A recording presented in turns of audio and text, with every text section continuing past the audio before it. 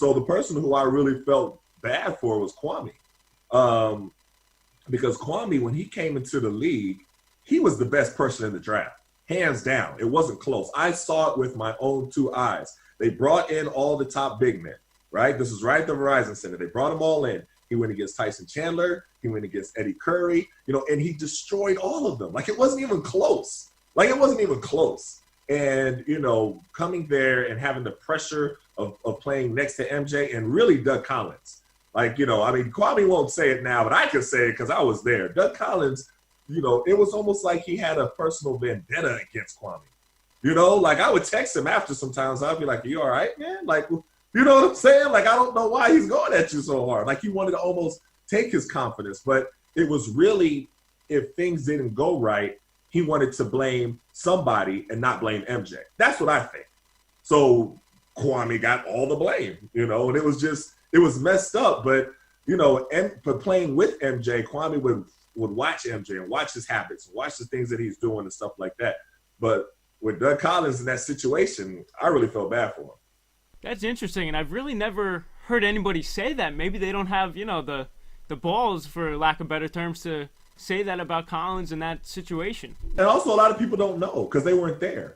You know what I mean? A lot of people just look at it and say, well, Kwame was the number one pick, and, he didn't pan out the way you think a number one pick would pan out. And I was like, well, there's a whole lot more involved in it than that. If he was the number two pick, it was in a different situation, you just saw a completely different Kwame. When Tyson Chandler went to the Bulls, and of course he's a fantastic player, still playing now, but he didn't have any pressure. He didn't have MJ next to him. He didn't have Doug Collins looking to blame him for everything. He could just relax and play. And if Kwame had that kind of a situation, you would have seen a completely different Kwame. Crazy to think. What was MJ and Kwame's relationship like? I'm sorry to keep asking you all these questions about MJ, but very interesting, stuff here. Oh, well, from what I saw, it was MJ just wanted to win. He just had a competitor, so that's all he was focused on. And his relationship with Kwame looked all right to me. Looked like he, pushed him just as much as he pushes everybody else. So I don't think that MJ was the problem with that. I think it was more Doug Collins. But I think Doug Collins also, he wanted to protect MJ and protect it. There's just so much more going on. So Kwame had to take the blame for everything. And it was a messed up situation for an 18-year-old kid to come into. It really was. It probably scarred him for the rest of his career. How could it not? Because you don't see and I wonder if they're going to show this in the documentary. But really, the way that it was just.